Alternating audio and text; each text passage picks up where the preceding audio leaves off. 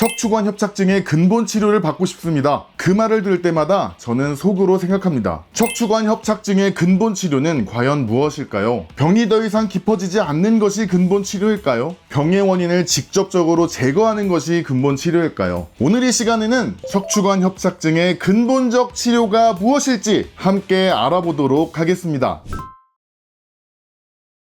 안녕하세요. 중앙대학교 광명병원 정형외과 교수 권병택입니다. 먼저 중요한 사실부터 말씀드리겠습니다. 척추관 협착증은 전 세계 일반 인구의 약 11%, 60대 이상에서는 최대 50% 이상에서 발견되는 굉장히 흔한 질환입니다. 우리나라 어르신 2분 중 1분은 MRI를 찍어보면 척추관이 좁아져 있다는 얘기입니다. 그런데 더 놀라운 사실이 있습니다. 협착이 있는 분들의 상당수는 아무 증상이 없습니다. 척추관 협착증은 병이 아니라 노화이기 때문입니다. 흰머리가 나고 얼굴에 주름이 생기는 것처럼 척추도 나이가 들면 신경 길이 자연스럽게 좁아집니다. 협착증의 근본적인 원인이 있다면 세월의 누적입니다. 시간이 흐르면 건강했던 허리에도 협착증이 생길 수 있다는 겁니다. 그리고 우리가 척추에 신경을 쓰지 않는다면 협착증은 더 심해질 수밖에 없습니다. 바로 시간이 흐르고 있기 때문입니다.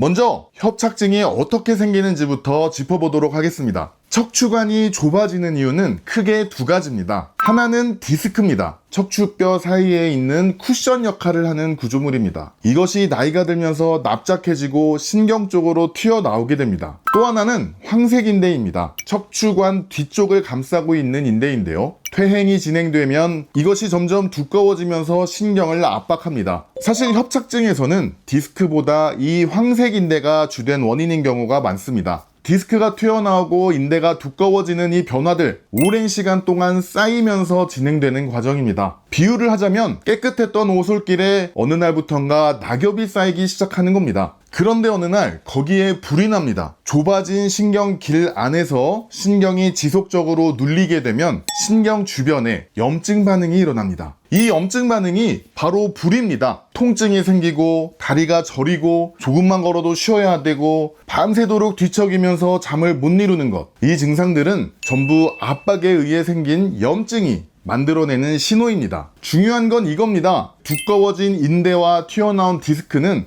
하루아침에 생긴 것이 아닙니다. 그런데 환자분들이 병원을 찾아오시는 이유는 이 낙엽 때문이 아닙니다. 불이 나서 생긴 통증 때문입니다. 그렇다면 치료의 첫 번째 목표는 명확합니다. 불을 끄는 것입니다. 여기서 약이나 주사 치료가 쓰이는데요. 바로 불난 곳에 물양동이를 끼얹는 것입니다. 다시 말해 염증을 가라앉히고 신경의 붓기를 줄이는 일이죠. 초기 협착증 환자의 상당수는 보존적 치료만으로도 충분히 좋아집니다. 하지만 불이 너무 크거나 너무 오래 타고 있으면 소방차가 필요하고 때로는 포크레인도 필요합니다. 이게 적극적인 치료, 수술입니다.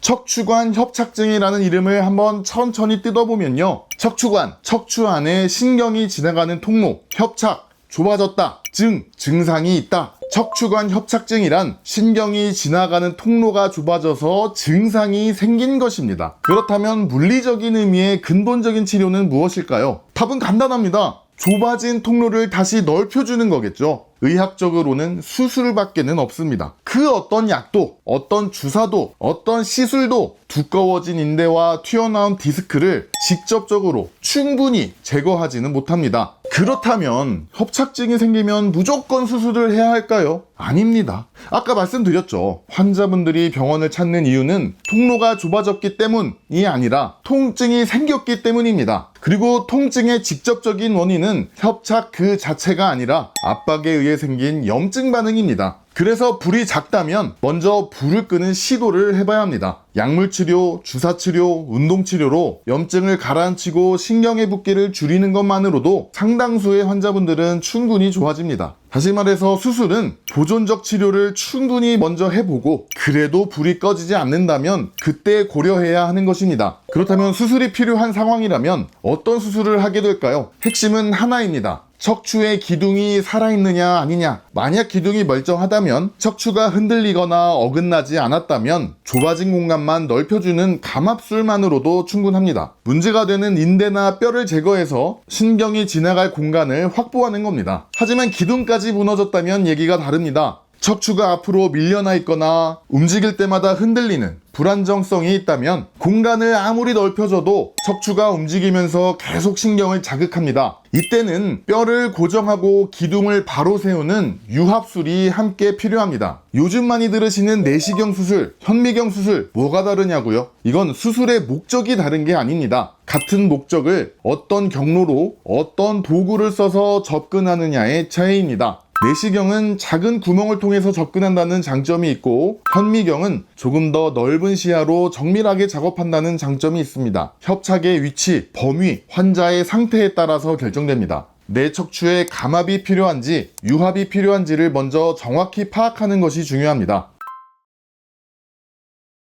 그렇다면 대부분의 협착증 환자들에게 치료의 진짜 목표가 뭔지 말씀드리겠습니다. 초기 통증 치료의 합리적인 목표는 하루아침에 통증을 완전히 없애는 게 아니라 활동할 때 통증이 심하지 않은 상태로 조절하는 것입니다. 여기서 중요한 것이 있습니다. 척추관 협착증은 대부분 앉아있거나 누워있을 때는 통증이 심하진 않습니다. 허리를 굽히면 척추관이 살짝 넓어지면서 신경 압박이 줄어들기 때문입니다. 그런데 이게 함정입니다. 쉴 때 통증이 없는 것에 만족하시면 안 됩니다. 활동량이 줄어들면 근육이 빠집니다. 근육이 빠지면 척추를 지탱하는 힘이 약해지고 같은 협착이 있어도 더 쉽게 아파집니다. 치료를 받아도 호전이 더디고 수술을 하더라도 회복이 느려집니다. 그렇다면 목표를 어디에 둬야 할까요? 걸을 때나 운동할 때 통증이 심하지 않은 정도, 이게 기준이 되어야 합니다. 조금 더 구체적으로 말씀드리겠습니다. 약이나 주사 치료로 10분에서 30분 정도 걷거나 운동하는 것이 가능한 상태, 이 정도가 된다면 당장 수술이 필요한 상황은 아닙니다. 이 정도의 활동량만 유지해도 근육을 지킬 수 있고 일상생활을 이어갈 수 있기 때문입니다. 물론 10분이 힘드시면 5분부터 시작하시면 됩니다. 다시 말해서 보존적 치료의 목표나 역할은 통증을 하루아침에 완전히 없애는 게 아닙니다. 통증을 움직일 수 있는 수준으로 낮춰주는 겁니다. 그리고 그때 그 기회를 운동으로 연결하는 것이죠. 그런데 이 목표가 달성되지 않는다면 얘기가 달라집니다. 약도 써보고 주사도 맞아봤는데도 일상생활 자체가 너무 어렵다면 그때는 더 적극적인 검사와 치료를 고려해야 합니다. MRI를 찍어서 협착의 정도를 정확히 파악하고 수술적 치료가 필요한 시점인지 정확히 판단해야 합니다. 그리고 한 가지 더, 수술을 하던 주사로 불을 끄던 치료가 끝난 게 아닙니다. 낙엽은 여전히 쌓여 있습니다. 그 낙엽에 더 이상 불이 붙지 않도록 잘 관리해야 합니다. 그 핵심 또한 바로 운동입니다. 수술 후에도 주사 후에도 통증이 어느 정도 가라앉으면 반드시 움직이셔야 합니다. 조금씩 꾸준히, 이게 재발을 막는 유일한 방법입니다.